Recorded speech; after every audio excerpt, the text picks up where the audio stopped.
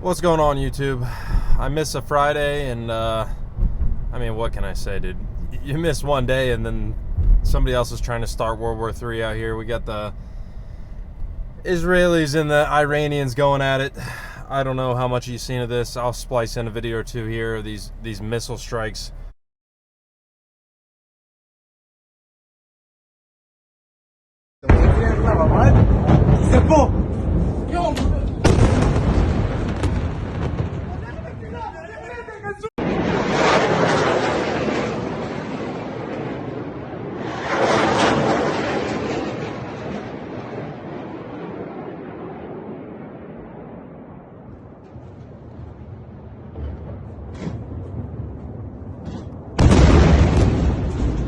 Those videos right there are some of the craziest shit I've ever seen, because I just feel like I've never seen a high def, high quality video of a missile. I know there's people claiming one way or the other it's hypersonic this, hypersonic that, or it's just dude, like regular missiles are fast enough. Like, it could just be regular, we don't know yet. But there's no doubt that that shit's coming in fast as hell. And if you know anything about Israel and their defense network they have over there, the Iron Dome, there's reports coming that they are at least, they don't really know exactly what's happening. Either the Iron Dome is failing, or they're rationing the missiles, or obviously something else has happened. They don't exactly know, but, or I guess it could be getting overwhelmed. Iran is just overwhelming it with enough missiles.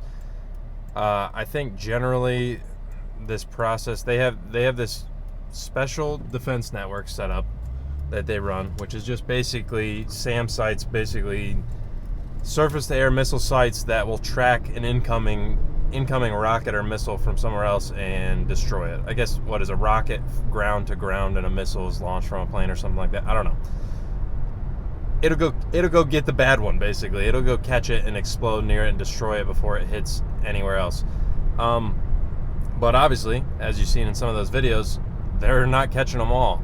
The problem with this system, as far as I know, is similar to what we've been seeing in Russia, Ukraine, is basically the defensive capability is much more expensive than the offensive capability, especially when they were dealing with like Hamas and stuff in Gaza. If they're launching like kind of shitty rockets that aren't actually like gonna hit their target or do a lot of damage, but you're launching these, as far as I understand, this is a U.S. based system. Like, we sell them the missiles that operate out of this system. I believe they're called Patriot missile system that operate in the Iron Dome.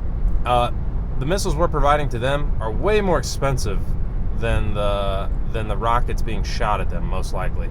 So the problem is, every time you launch one of these things, you're losing huge amounts of money basically in cost.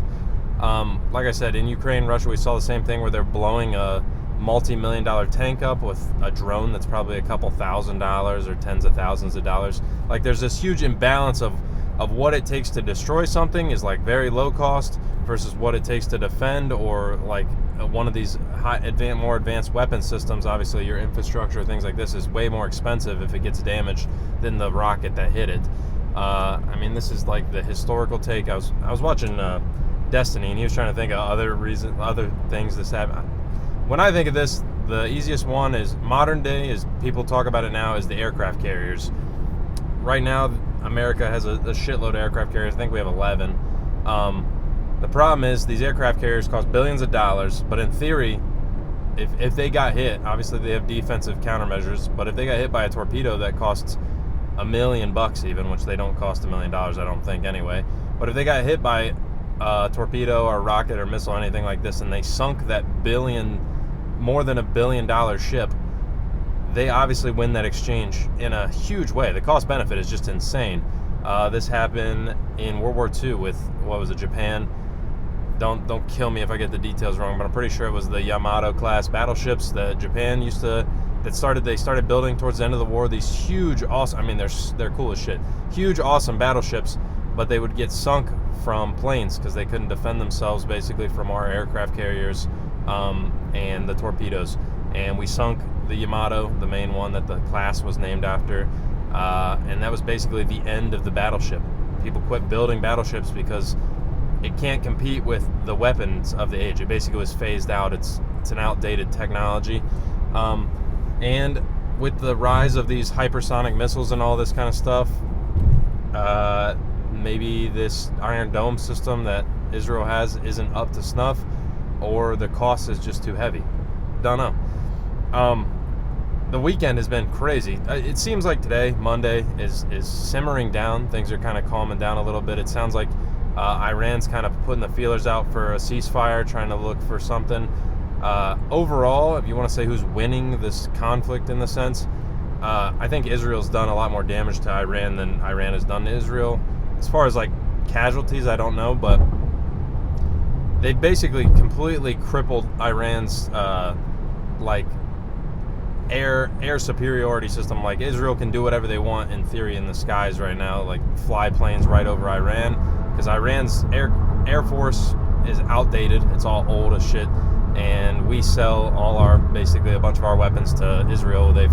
Apparently they used F-16s and F-35, so we're selling them our higher end equipment, and Iran doesn't have it. They have like the 2-generation old fighter aircraft and stuff like that, so they just can't compete at all.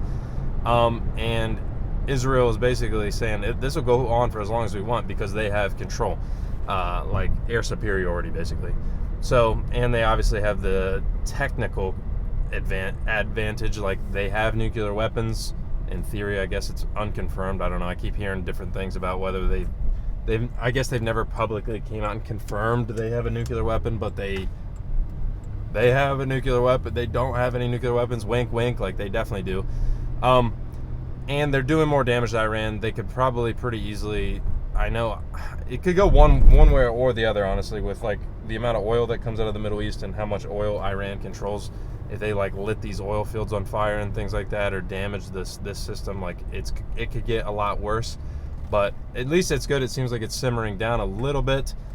I think the whole EU basically and the United States is all in on Israel's side. Like, we're not boots on the ground, but we're obviously involved. Like we said, we supply everything to them basically militarily, in the sense of like we sell them all these weapons. And then besides that, we're helping them intercept these rockets coming out of Iran. These launches, I don't know if it's intel or we're just using our missile detection systems and stuff like that to help them identify them so the Iron Dome system can shoot them down. I don't know exactly, but we're obviously not helping Iran. And you have all these other countries in the Middle East. I'm not a Middle Eastern historian or anything like this, but obviously it's been a contentious area. Iran hates Israel probably the most, and America obviously is pretty high up there on the they do not like list. But it seems like in general the Middle East doesn't always get along with the countries right next to each other. They're in like a perpetual state of conflict. But it seems like Iran's like kind of like the redheaded stepchild of the Middle East, where a lot of people dislike Iran. I know I was listening to some people talk about how Saudi Arabia came out and condemned the Israel strike, the preemptive strike that set this conflict off.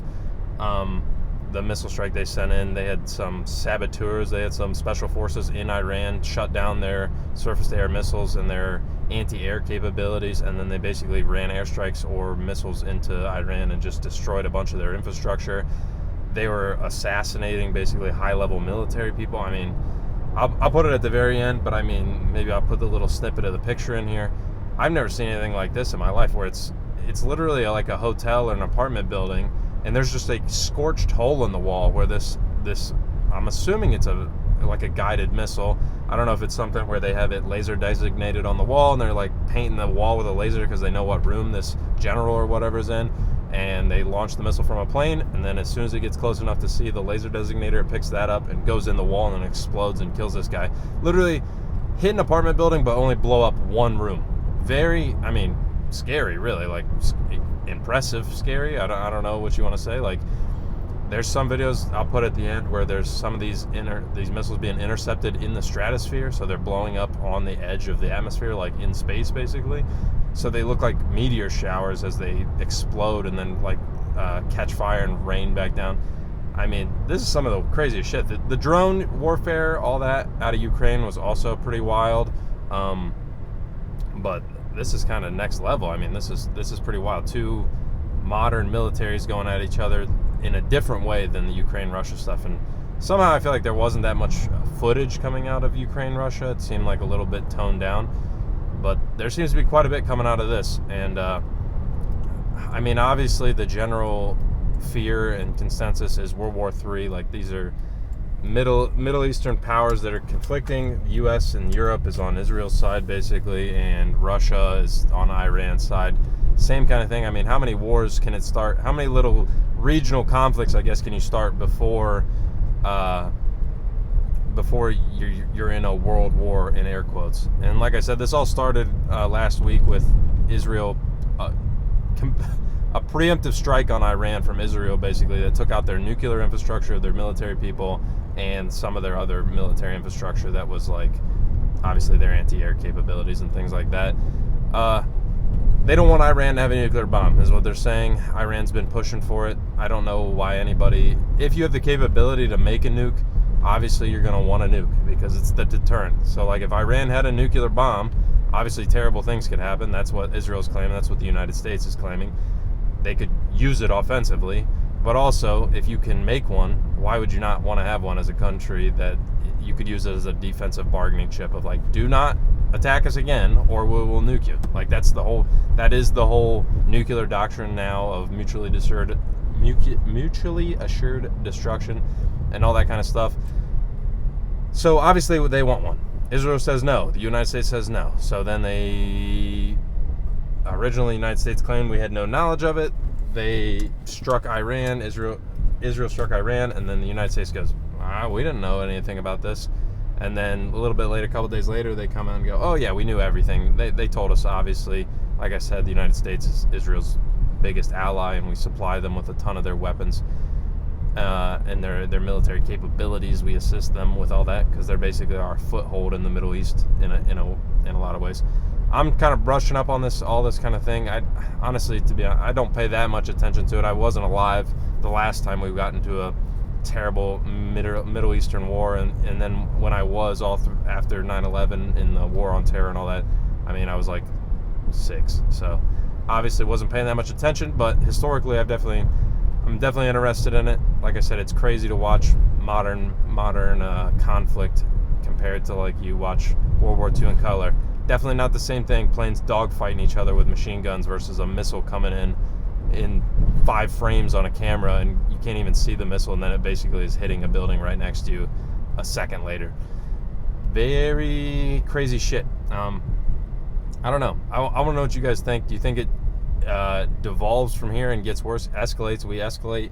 I know the United States basically just took off multiple of these strato tankers, basically giant air refueling planes, military planes that help refuel our military fighter jets, and a bunch of them took off from the United States and headed east to the eastern seaboard. I don't know if they kept going and actually went to Europe or the Middle East. I don't know if that's confirmed, but it's very public. Like, they're trying to flex, like, we will bring people over there if you guys don't figure out a way to calm this down, which is an odd thing to say when our ally is the one who started it. Obviously, the whole Middle East, same thing with the Israel-Palestine thing. It's all a convoluted mess. There is no starting it anymore. The conflict is ongoing at this point. They all don't like each other. So I don't know what you want from me on that end. I'm not that interested in that. It's still more of, like, obviously what it impacts us in the United States, how much we're going to get involved. I obviously hope it's no more and we withdraw in that sense of, like, I don't want American troops deployed. Don't escalate it, obviously. That would be the whole goal, but we'll see what happens. You let me know what you think's going to happen, because I think it's going to get worse. That's my guess. I have no obvious, like, opinion on whether it'll get worse really fast or if it's going to slowly burn and just get worse and worse, or if maybe they'll reach a ceasefire this week. Hopefully that's what happens, and then they can negotiate. But it's pretty hard to tell somebody to negotiate after you just hit them with a bunch of missiles and killed all their military, their high-level military personnel. I don't know how you get them to negotiate after that. So we'll see. Let me know in the comments. Leave a like if you got some out of the video. Dislike if you didn't. And yeah, like I said, enjoy these insane videos here at the end of missile strikes all throughout the Middle East and just some absolute craziness going on. I'll catch you guys tomorrow. Mira, mira, mira.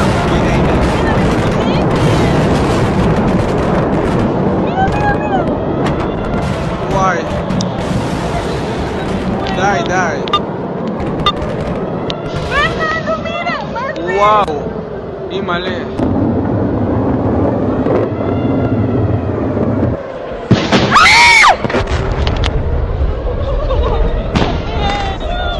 انفجارات متواصلة عبد الرحمن وهي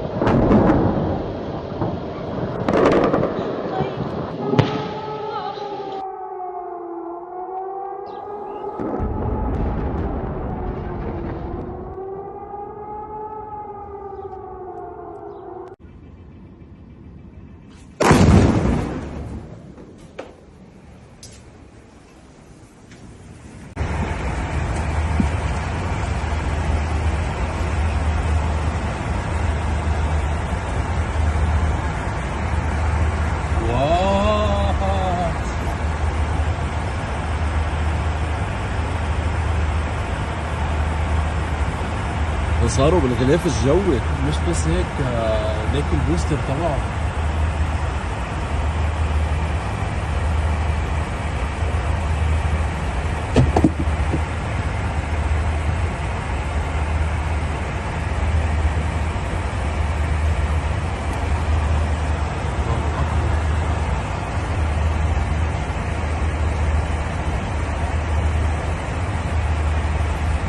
هيك عم يعطوكم ولا كأنه لا عم يطلعوا.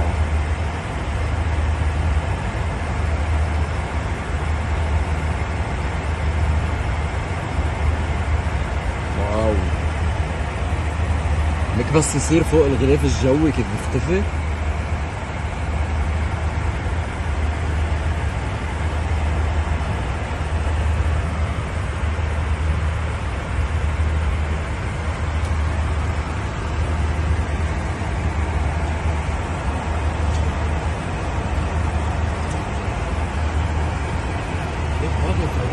ايه ما هن طايرين فوق. ليك وين